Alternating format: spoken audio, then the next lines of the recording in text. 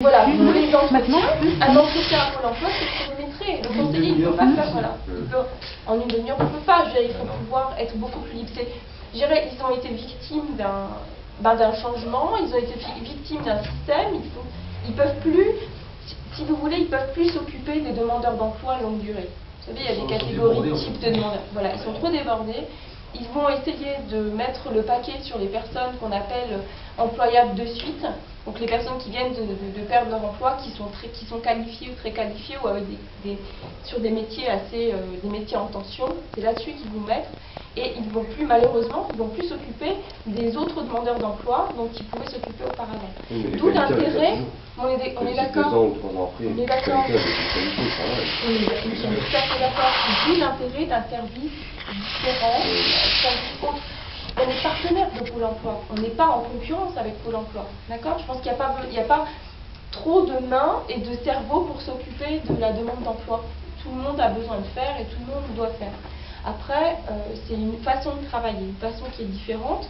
Sur un service municipal, vous n'êtes pas chronométré. Si on a envie de passer une heure et traiter des questions telles que le logement, les enfants ou toute autre question qui peuvent être plus d'ordre social, la santé, etc., on peut le faire sur un service municipal.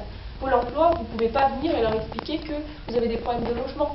Ça, vous ne pouvez pas leur expliquer. Ni qu'il y a des problèmes de santé, des choses de ce type-là.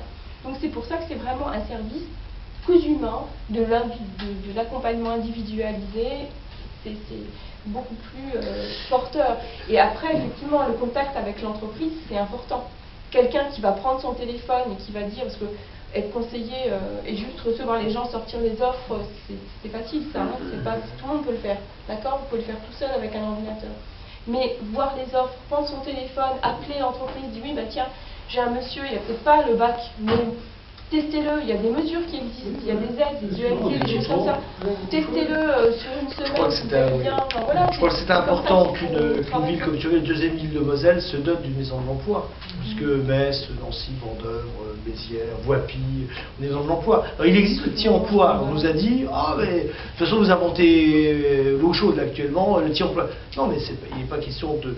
On va amplifier le petit-emploi. Le petit-emploi arrive à saturation. Il était dans le cadre de l'ANRU, il était positionné à un moment donné, mais c'est 2 ou 3 après, les après-midi, c'est une personne. Qui est toute seule. Toute seule, je veux dire. On va peut-être aller la rencontrer parce qu'elle fait ce qu'elle peut avec les moyens qu'elle a, mais elle travaille justement de cette façon-là aussi. Après, je verrai à chaque personne l'une après l'autre, et moi j'ai aussi des contacts, des connaissances sur le secteur. Je crois que c'est une façon d'aborder un peu le social en filière. C'est-à-dire on ne peut pas faire du ponctuel sur une aide sans voir ce qu'il y a en aval. Et on ne peut pas travailler sur le plan d'une problématique sociale sans mettre en aval l'emploi, parce que l'emploi c'est ce qui est le plus important. Alors ça nous est apparu dès qu'on a construit notre programme, c'était de mettre maison de l'emploi au central, c'était central. Dès le départ on s'est dit, il faut mettre le paquet. Alors on nous a dit oui mais les petits emplois, c'est ce que j'ai. Le petit emploi c'était créé dans le cadre de l'ANRU, c'était à Côte-des-Roses, c'était quelque chose de très particulier. Nous c'est quelque chose qui est transversal pour l'ensemble des Thionvillois. Et Thionvilloises, bien entendu, sur l'ensemble de la ville, c'est pas sur un quartier. Alors, petit-emploi, c'est 80% des gens de la Côte-des-Roses.